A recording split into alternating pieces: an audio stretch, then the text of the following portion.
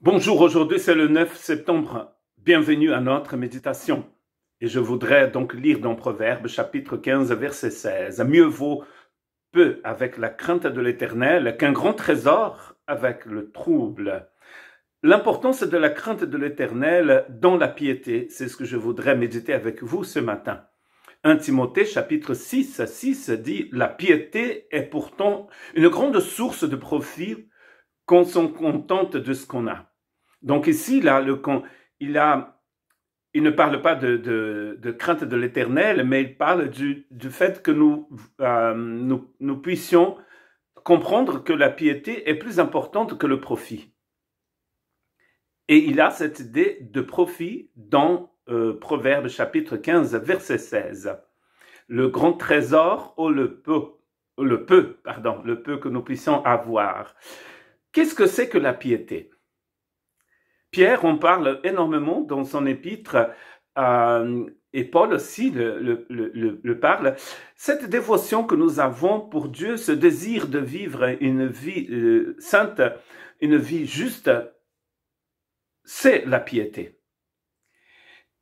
Et on ne peut pas vivre cette vie-là sans la crainte de l'Éternel. Il est très important de craindre l'Éternel pour pouvoir avoir une vie de piété. Regardez dans les Écritures, les personnes que même avec des hauts et des bas ont vécu une vie de piété, ce sont des personnes comme Abraham, Moïse, David, qui n'étaient pas, loin d'être parfaits, mais qui, en voulant vivre une vie de piété, ils se sont attachés à la crainte du Seigneur. D'ailleurs, c'est ce que vous voyez dans les psaumes de David, ce désir qu'il a quand il dit que Dieu est son refuge, Dieu est sa forteresse.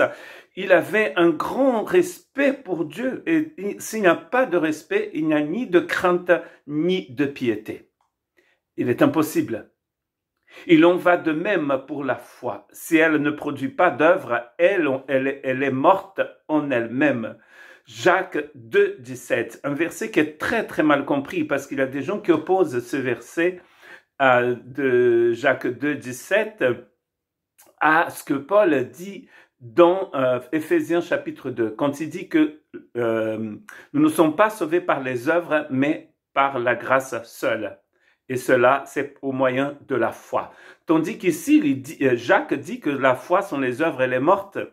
Mais quelles sont ces œuvres dont il parle ici? Mais c'est forcément la piété.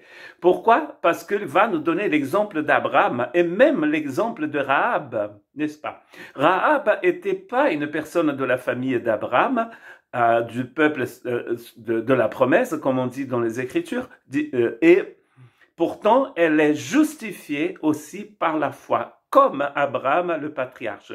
Et Jacques va bien dire, Rahab était une prostituée. Et Abraham, c'est un patriarche. Le patriarche et la prostituée ont été sauvés par la foi et par les œuvres. Quand Dieu dit à Abraham, sors de chez toi et va dans un pays que je te montrerai. Et Abraham dit, oh yes, bien sûr, mais il ne part jamais. Est-ce qu'il a vraiment la foi? Non. Rahab va faire exactement ce qu'il a été dit de faire pour aider le peuple du Seigneur. Et cela, ce sont les œuvres. Les œuvres de la foi, c'est votre piété. C'est votre engagement. Dieu vous dit, sortez et vous sortez. Faites et vous faites. C'est ça, les œuvres dont il parle ici. Et nous savons très bien que ce n'est pas la même chose dont parle Paul dans Éphésiens chapitre 2.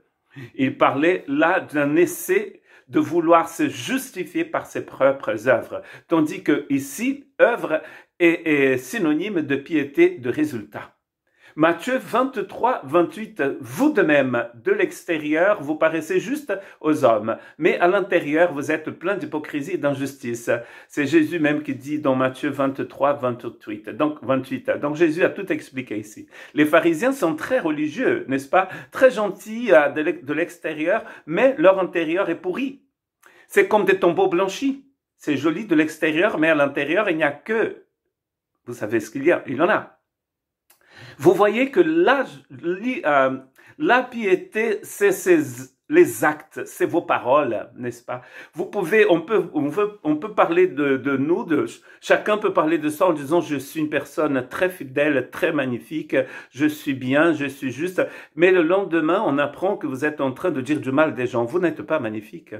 Je suis désolé, vous n'êtes pas magnifique. Vous êtes ce qui sort de votre bouche.